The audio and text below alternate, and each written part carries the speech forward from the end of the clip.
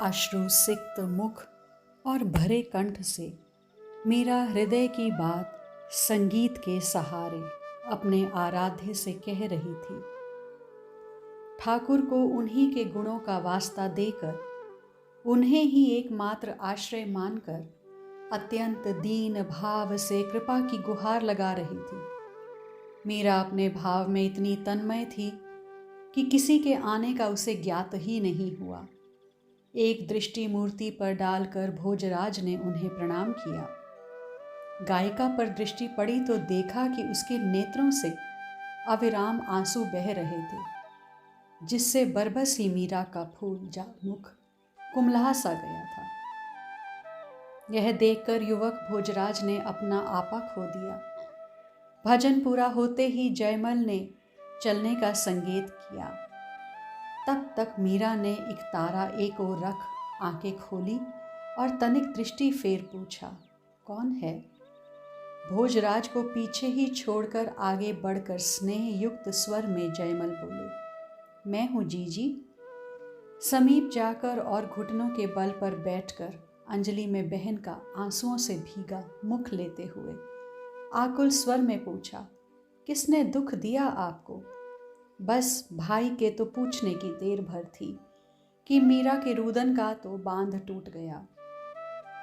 वह भाई के कंठ लग फूट फूट कर रोने लगी। आप मुझसे कहिए तो जीजी, जयमल प्राण देकर भी आपको सुखी कर सके तो स्वयं को धन्य मानेगा। 10 वर्ष का बालक जयमल कैसे आज बहन का रक्षक हो उठा। मीरा क्या कहे, कैसे कहे? उसका यह दुलारा छोटा भाई कैसे जानेगा कि प्रेम पीड़ क्या होती है। जयमल जब भी बहन के पास आता या कभी महल में रास्ते में मिल जाता तो मीरा कितनी ही आशीष भाई को देती ना थकती। जीवता रीजो जग में, कांटा भी ना भांगे थाका पग में, और हूँ बलिहारी म्हारा वीर थारा ई रूप माथे। सदा हंसकर सामने आने वाली बहन को यूं रोते देख जयमल तड़प उठा। एक बार जीजी आप कहकर तो देखो, मैं आपको यूं रोते नहीं देख सकता। भाई आप मुझे बचा लीजिए, बचा लीजिए, मीरा भरे कंठ से हिलकियों के मध्य कहने लगी। सभी लोग मुझे मेवाड़ के महाराज कुंवर से ब्याहना चाहते हैं।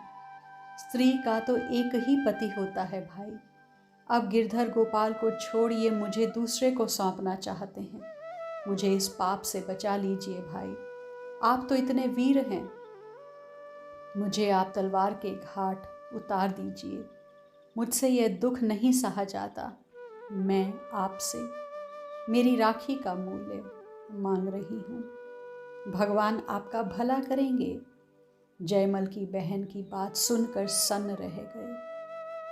एक तरफ बहन का दुख और दूसरी तरफ अपनी असमर्थता। जयमल दुख से अवश होकर बहन के बाहों में भर रोते हुए बोले, मेरे वीरत्व को धिक्कार है कि आपके किसी काम ना आया। यह आत आप पर उठे इससे पूर्व जयमल के प्राण देना छोड़ देंगे।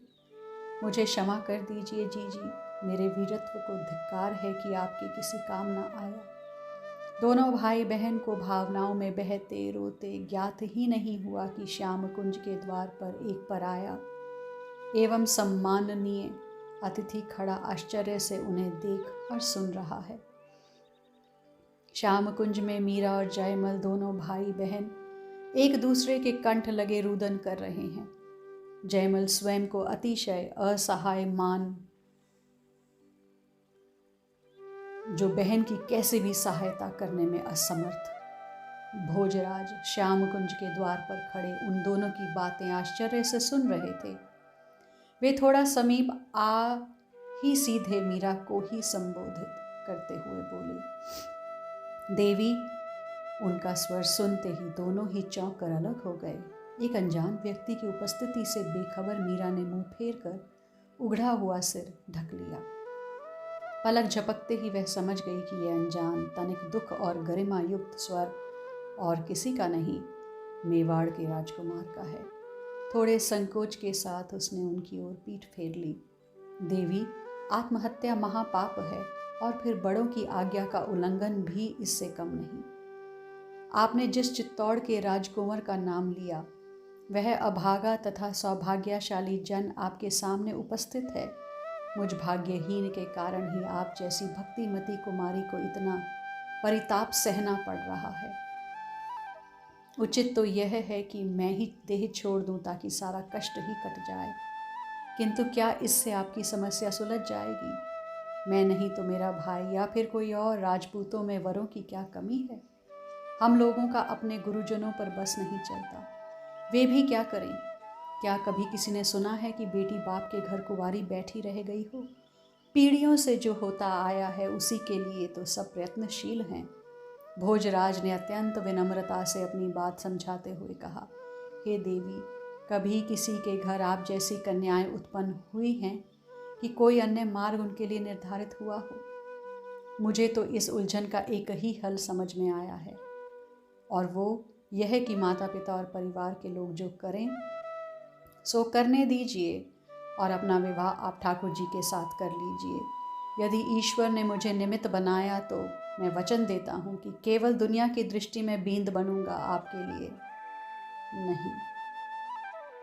जीवन में कभी भी आपकी इच्छा के विपरीत आपकी देह को स्पर्श भी नहीं करूंगा।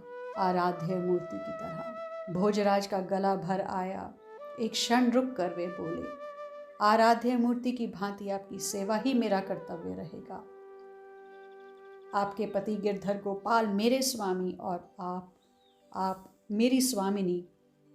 भीष्म प्रतिज्ञा कर भोजराज पल्ले से आंसू पोंछते हुए पलट कर के मंदिर की सीढ़ियां उतर गए। एक हारे हुए जुआरी की भांति पांव घसीटते हुए वे पानी की नाली पर आकर बैठे।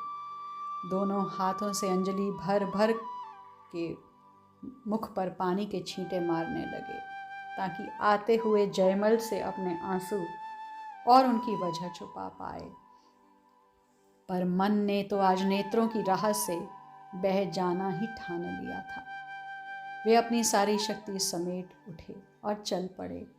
जयमल शीघ्रतापूर्वक उनके समीप पहुंचे। उन्होंने देखा, आते समय तो भोजराज प्रसन्न थे, परंतु अब तो उदासी मुख से झर रही है। उसने सोचा, संभवतः जीजी के दुख से दुखी हुए हैं, तभी तो ऐसा वचन दिया। कुछ भी हो, जीजी इनसे विवाह कर सुखी ही होंगी। और भोजराज, वे चलते हुए जयमल से बीच से ही विदा ले मुड़ गए ताकि कहीं एकांत पा अपने मन का अंतर्दाह बाहर निकाले। भोजराज श्याम कुंज से प्रतिज्ञा कर अपने डेरे लौट आए। वहां आकर कटे वृक्ष की भांति पलंग पर जा पड़े, पर चैन नहीं पड़ रहा था। कमर में बंधी कटार चुभी तो मयान से बाहर निकाल धार देखते हुए अन्यास ही अपने वक्ष पर तान ली। एक क्षण में ही लगा जैसे बिजली चमकी हो। अंतर में मीरा आ खड़ी हुई हो। उदास मुख कमल पत्र पर ठहरे ओस कण से आंसू गालों पर चमक रहे हैं। जलहीन मछली सी आकुल दृष्टि मानो कह रही है, आप ऐसा करेंगे तो मेरा क्या होगा? भोजराज ने तड़प कर कटार दूर फेंक दी। मेवाड़ का उत्तराधिकारी, लाखों वीरों का अग्रणी, जिसका नाम सुनकर ही शत्रुओं के प्राण सूख जाते हैं और दीन दुखी श्रद्धा से जय जयकार कर उठते हैं, जिसे देख माँ की आंखों में 100 सपने तैर उठते हैं, वही मोदपाट का भावी नायक आज घायल शूर की भांति धरा पर पड़ा है। आशा, अभिलाषा और यौवन की मानो अर्थी उठ गई हो। उनका धीर वीर हृदय प्रेम पीड़ा से करहा उठा। उन्हें इस दुख में भाग बांटने वाला कोई नहीं दिखाई देता। उनके कानों में मीरा की गिरधर को करुण पुकार, महाराज सेठ बोहरा, ब्याज मूल काई जोड़ो, गिरधर लाल प्रीति मति तोड़ो, गूंज रही है। हाय, कैसा दुर्भाग्य है इस अभागे मन का। कहाँ जा लगा यह, जहाँ इसकी रत्ती भर भी परवाह नहीं। पांव तले रूंदने का भाग्य लिखा कर आया बदनसीब। मीरा, कितना मीठा नाम है यह, जैसे अमृत से सिंचित हो। अच्छा, इसका अर्थ क्या है भला? किससे पूछूं? अब तो उन्हीं से पूछना होगा। उनके चित्तौड़ आने पर उनके होठों पर मुस्कान, हृदय में विद्युत तरंग थिरक गई। वे मीरा से मानो प्रत्यक्ष बात करने लगे। मुझे केवल तुम्हारे दर्शन का अधिकार चाहिए। तुम प्रसन्न रहो, तुम्हारी सेवा का सुख पाकर यह भोज निहाल हो जाएगा। मुझे और कुछ नहीं चाहिए मीरा, कुछ भी नहीं। अगले दिन ही भोजराज ने गिरिजा बुआ से और वीरम देव जी से घर जाने की आज्ञा मांगी। गिरिजा ने भतीजे का मुख थोड़ा मलिन देखा, पूछा तो भोजराज ने हंसकर बात टाल दी। हालांकि वे मेड़ता में सबका सम्मान करते, पर अब उनका यहाँ मन ना लग रहा था। भोजराज चित्तौड़ आ गए, पर उनका मन अब यहाँ भी नहीं लग रहा था। ना जाने क्यों अब उन्हें एकांत प्रिय लगने लगा। एकांत मिलते ही उनका मन श्याम कुंज में पहुंच जाता। रोकते रोकते वह उन बड़ी बड़ी झुकी आंखों, स्वर्ण गौर वर्ण कपोलों पर ठहरी अश्रु बूंदों, सुघर नासिका, उसमें लगी हीरक कील, कानों में लटकती झूमर, वह आकुल व्याकुल दृष्टि, उस मधुर कंठ स्वर के चिंतन में खो जाता। वे सोचते, एक बार भी तो उसने आंख उठाकर नहीं देखा मेरी ओर। पर क्यों देखे, क्या पड़ी है मीरा को? उसका मन तो अपने आराध्य गिरधर में लगा है। यह तो तू ही है जो अपना हृदय उनके चरणों में पुष्प की तरह चढ़ा आया है, जहाँ स्वीकृति के कोई आसार भी नहीं है और ना ही कोई आशा। मेड़ता से गए पुरोहित। जी के साथ चित्तौड़ के राजपुरोहित और उनकी पत्नी मीरा को देखने आए।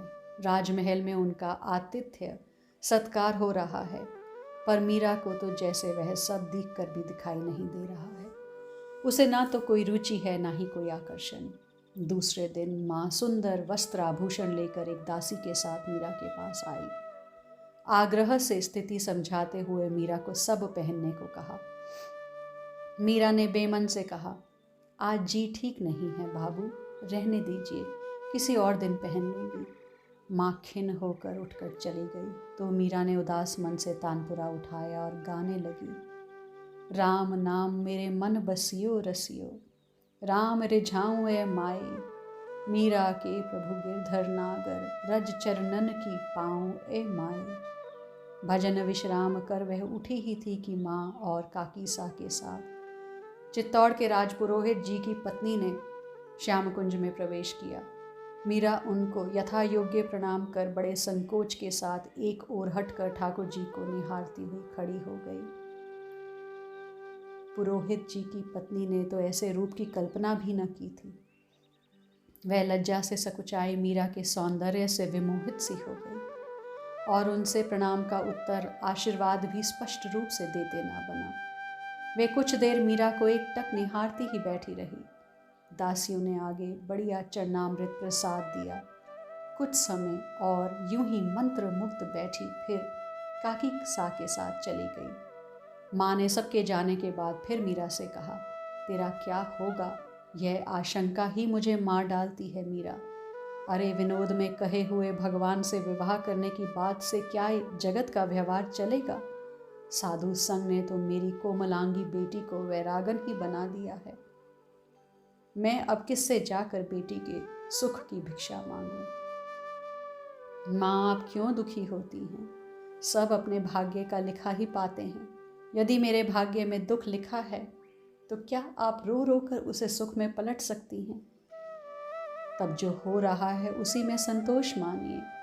मुझे एक बात समझ में नहीं आती माँ, जो जन्मा है वह मरेगा ही। यह बात तो आप अच्छी तरह जानती हैं। फिर जब आपकी पुत्री को अविनाशी पति मिला है तो आप क्यों दुख मना रही हैं? आपकी बेटी जैसी भाग्यशालिनी और कौन है जिसका सुहाग अमर है? वीर कुंवरी जी एक बार फिर मीरा के तर्क के आगे चुप होकर चली गई। मीरा श्याम कुंज में अकेली रह गई। आजकल दासियों को भी कामों की शिक्षा दी जा रही है, क्योंकि उन्हें भी मीरा के साथ चित्तौड़ जाना है। मीरा ने एकांत पा फिर आर्त मन से प्रार्थना आरंभ की। तुम सुनो दयाल म्हारी अर्जी, भव सागर में बही जात हूँ, काढ़ो तो थारी मर्जी। या संसार सगो नहीं कोई, सांचा सगा रघुबर जी। मात पिता और कुटुंब कबीलो, सब मतलब के गर्जी। मीरा की प्रभु अर्जी सुन लो, चरण लगावो थारी मर्जी।